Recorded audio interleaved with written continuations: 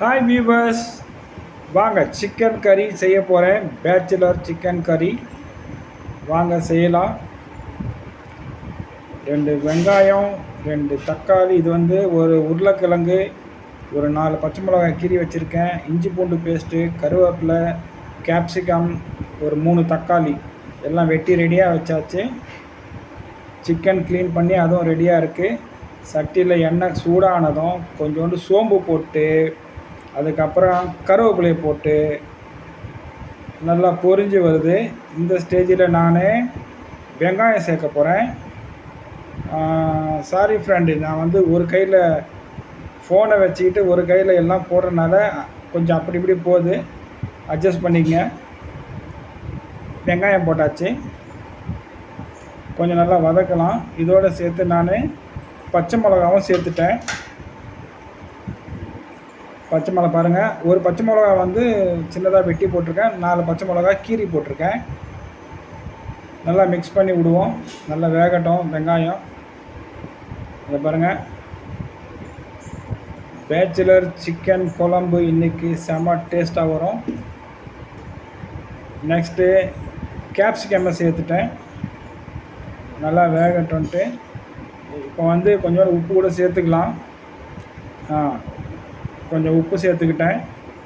உப்பு சேர்த்துக்கிட்டு நல்லா மிக்ஸ் பண்ணி விடணும்.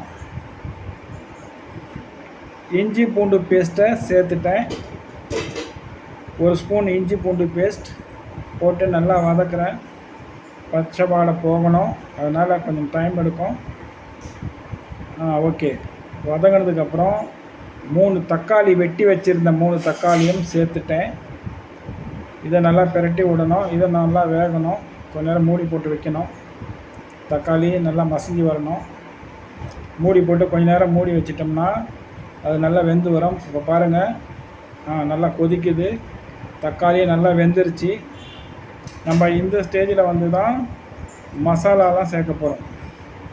பாருங்கள், நல்லா பிரட்டி விட்டாச்சு. உருளைக்கிழங்கு இருக்குங்க, உருளைக்கிழங்கையும் போட்டாச்சு. உருளைக்கிழங்கு வெட்டி வச்ச உருளைக்கிழங்கையும் போட்டாச்சு.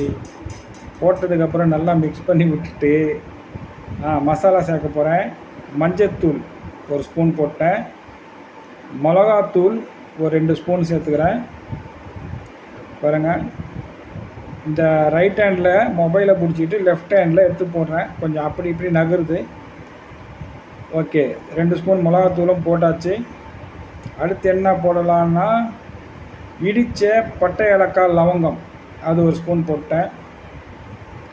அடுத்து நம்ம போட போகிறது என்ன இருக்குது, கறி மசாலா, அதாவது சிக்கன் மசாலா.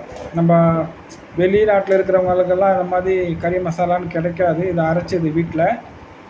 நம்ம வந்து சிக்கன் மசாலா கடையில் ஒரு பாக்கெட்டில் வாங்கிக்க வேண்டியதுதான். அது சும்மா ஒரு ஸ்பூன் 1.5 ஸ்பூன் சேர்த்துக்கலாம். நல்லா மிக்ஸ் பண்ணி விட்டுட்டு நம்ம கறி க்ளீன் பண்ணால் கறியை சேர்த்துருவோம். அதை பாருங்கள், சிக்கனை சேர்த்தாச்சு. சேர்த்து நல்லா மிக்ஸ் பண்ணி விடணும். அந்த மசாலாவில் மிக்ஸ் பண்ணி வரணும். ஒரு கையில் பிரட்ட முடியல. இப்போது நம்ம தேவையான அளவு தண்ணி சேர்த்துக்கிறோம், கொஞ்சோண்டு தண்ணி சேர்த்துக்கிறோம். கிரேவி, இந்த சிக்கனு உருளைக்கிழங்கெல்லாம் வெந்து வரணும், நல்லா சுண்டி வரும், கறி நல்லா டேஸ்ட்டாக வரும். அதனால் லைட்டாக தண்ணி சேர்த்துட்டு கொஞ்சம் நேரம் மூடி வச்சிடலாம். இதை பாருங்கள், கறி கொதிச்சிச்சு, ரெடி ஆகிடுச்சு. Bachelor chicken gravy is ready. கொத்தமல்லி தலையை தூவியாச்சு. இப்போ சர்வ் பண்ண ரெடி ஆகிடுச்சு. இனி ஆஃப் பண்ணி கொஞ்சம் நேரம் மூடி வைக்கலாம். Thank you for watch. ட்ரை பண்ணுங்கள், சூப்பர் டேஸ்ட்டாக இருக்குது.